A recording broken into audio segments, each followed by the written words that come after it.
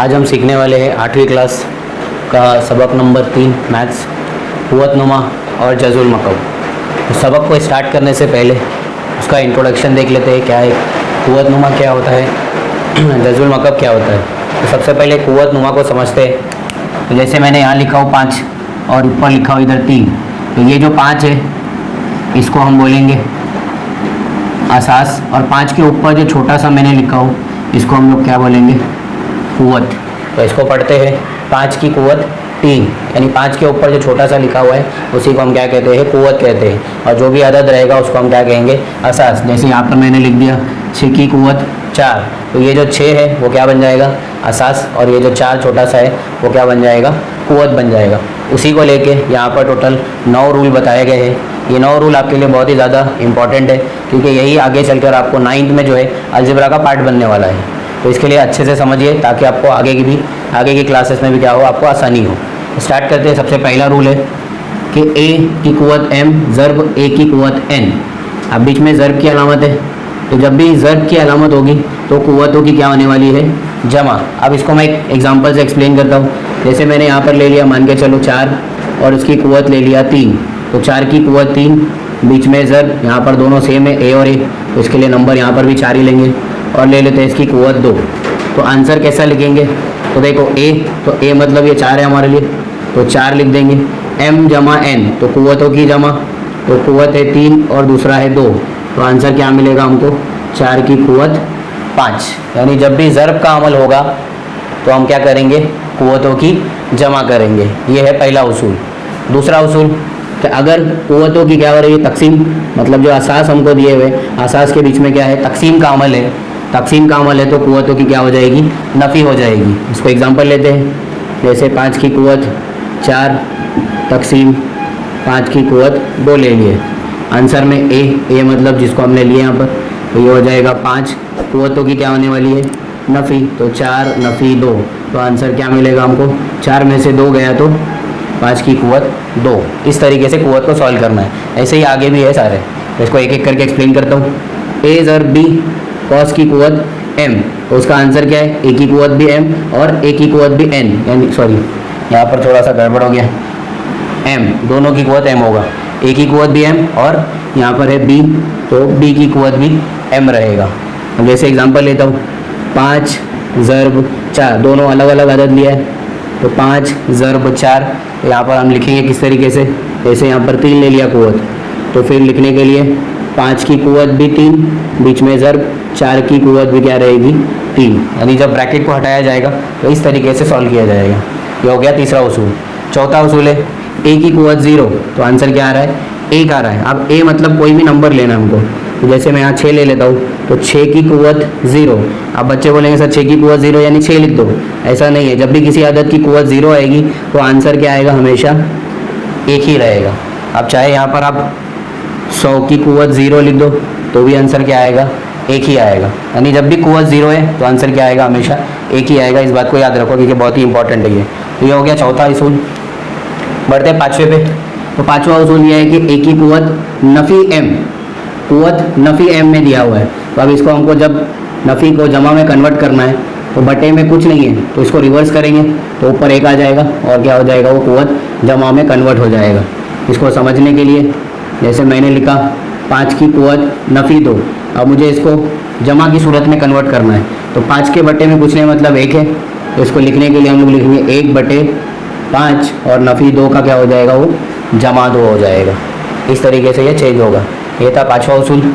6ठे उसूल पे a की कुव्वत m और ब्रैकेट की कुव्वत n, तो ऐसी सूरत में आंसर क्या आ रहा है कि a और कुव्वतों के बीच में ज़र्ब का अमल। जैसे एग्जांपल यहाँ ले लिया मैंने 5 कुव्वत 2 और ब्रैकेट की कुव्वत 3, तो इसको सॉल्व करना है तो ऐसा 5 और दोनों कुव्वतों की ज़र्ब, तो 2 ज़र्ब 3, तो आंसर क्या मिलेगा हमको, 2 तिया 6, यानी 5 की कुव्वत क्या हो जाएगी, 6 हो जाएगी। 6ठा उसूल। अब है 7वां उसूल। तो 7वें उसूल में a बटे b कॉस की कुव्वत m, तो ऐसे टाइम पे क्या होगा, ये इसकी तरह देख सकते हो, तीसरे वाले के जैसा। यहाँ ज़र्ब की सूरत था, यहाँ पर बटे की सूरत है, तकसीम की सूरत है। यहाँ पर हमने लिखे थे a की कुव्वत m और बी की कुवत m, सिंगल सिंगल। सेम यहाँ पर भी वैसा ही है, बस बटे की सूरत में। तो a की भी कुवत m और b की कुवत भी क्या हो जाएगी m। एग्जाम्पल लेते, जैसे 2/3 कॉस की कुवत 2 लिखा मैंने, तो इसको जब ऐसा सॉल्व करना है तो आंसर क्या मिलेगा, 2 की कुवत भी 2 और 3 की कुवत भी 2। इस तरीके से इसको लिखा जाएगा। 8वां उसूल, a/b कॉस की कुवत नफ़ी m, यहाँ भी था देख सकते हो नफ़ी m, तो उसको कन्वर्ट किया हमने जमा में। तो यहाँ पर भी हमको जमा में कन्वर्ट करना है। तो जमा में कन्वर्ट करने के लिए हमने क्या किया, इसका ज़रबी माकूस उल्टा कर दिए। यहाँ भी वही करेंगे, ज़रबी माकूस। जो अंदर वाले हैं देख सकते हो यहाँ पर a/b क्या बन गया है, b/a, और नफ़ी में जो था वो क्या बन गया, जमा में। एग्जाम्पल देखते हो, 5/4 कॉस की कुवत नफ़ी 3। अब मुझे इसको जमा की सूरत में चाहिए, तो 5/4 का क्या हो जाएगा, 4/5, और नफ़ी 3 का बन जाएगा जमा 3। ये है 8वां उसूल। आखिरी उसूल ये भी आपका इसी के जैसा है, चौथा और 9वां। ये बहुत ज़्यादा इंपॉर्टेंट है क्योंकि बच्चों को इसी में ज़्यादा कन्फ्यूज़न होता है, क्योंकि यहाँ कुवत 0 है तो आंसर 1 आ रहा है, लेकिन यहाँ देखोगे तो कुवत 1 है, तो जो अदद है वही हमारा आंसर आ रहा है। जैसे एग्जाम्पल लेता हूँ, तो 5 की कुवत 1, तो 5 की कुवत 1 मतलब क्या आंसर आएगा, 5 ही आएगा। ठीक, सेम ऐसा ही मैंने ले लिया 100 की कुवत 1, तो आंसर क्या आएगा, 100 ही आएगा।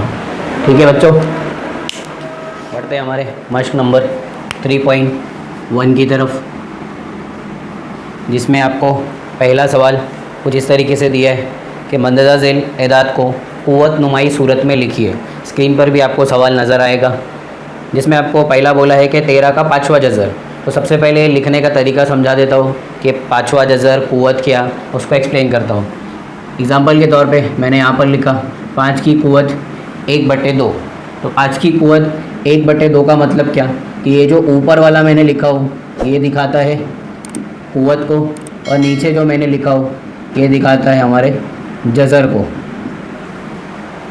तो ये 5 की कुव्वत 1/2, पढ़ते तो 1/2 है, लेकिन जब 3.2 में जाओगे तो उस टाइम पे कुव्वत अलग हो जाएगा और जज़र अलग हो जाएगा। तो इसीलिए अभी से समझ लो कि जब भी ऐसा बोला कि 5वां जज़र, 6ठा जज़र, 7वां जज़र, तो जज़र मतलब हमेशा नीचे में हमको चेंज करना है, ऊपर वाले को कुछ नहीं करना है। 3.2 में ऊपर वाला चेंज होगा जब हम 3.2 करेंगे। फिलहाल यहाँ पर समझ लो 3.1 के हिसाब से कि जब भी आपको बोलता है कि 6 का 7वां जज़र लिखो, तो 6 का 7वां जज़र मतलब ऊपर एक सेम रखना है, और 7वां जज़र, जज़र नीचे वाला है, इसके लिए नीचे वाले को हमको चेंज करना है। ऐसे ही अगर बोलता है 100 का 9वां जज़र, तो 100 9वां जज़र मतलब 1/9, यानी ये बटे वाली सूरत को ही हम लोग क्या बोलते हैं, जज़र के फॉर्म में लिखना बोलते हैं। तो बढ़ते हैं हमारे पहले सवाल की तरफ। सवाल नंबर 1, जिसमें आपको पहला सवाल बोला है कि 13 का, उर्दू में आपको लिख के दिया है 13 का 5वां जज़र।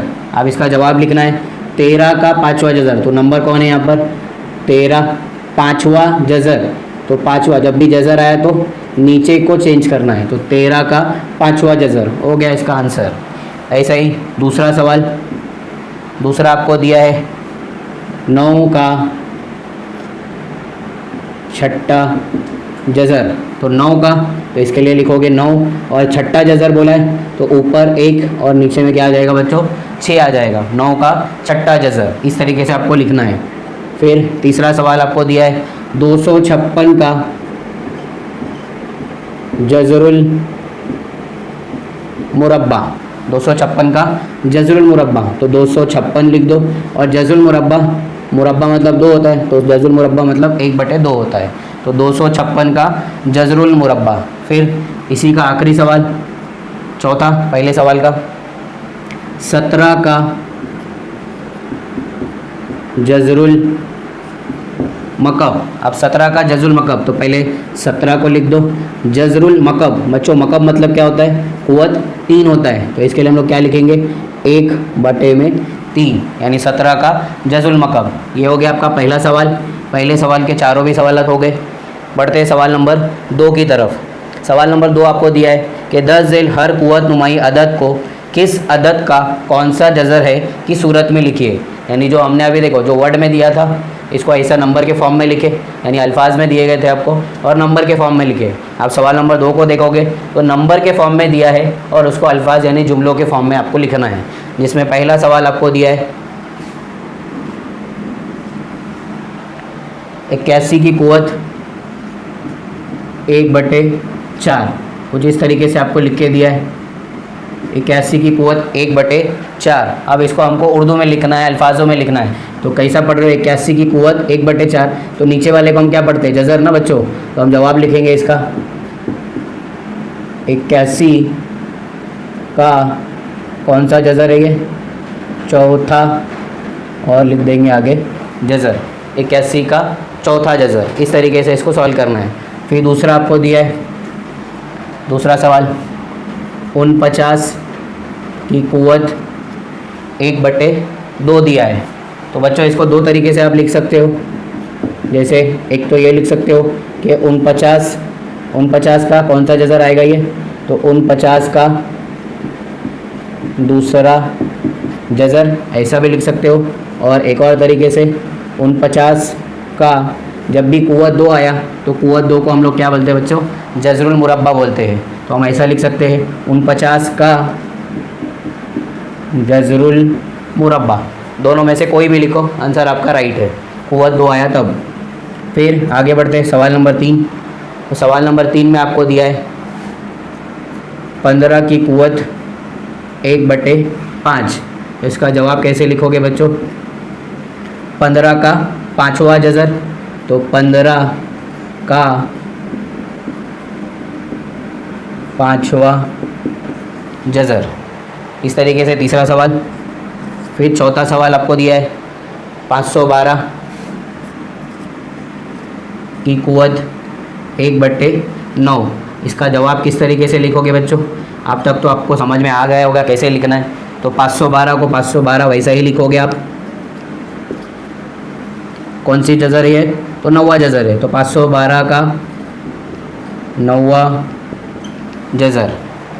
बाकी 5वां सवाल और छठा सवाल वो आपके लिए होमवर्क देता हूँ। उम्मीद करता हूँ कि आपको 3.1 अच्छे से समझ में आया होगा। तो अपने दोस्तों में इस वीडियो को शेयर करें और चैनल को सब्सक्राइब करें।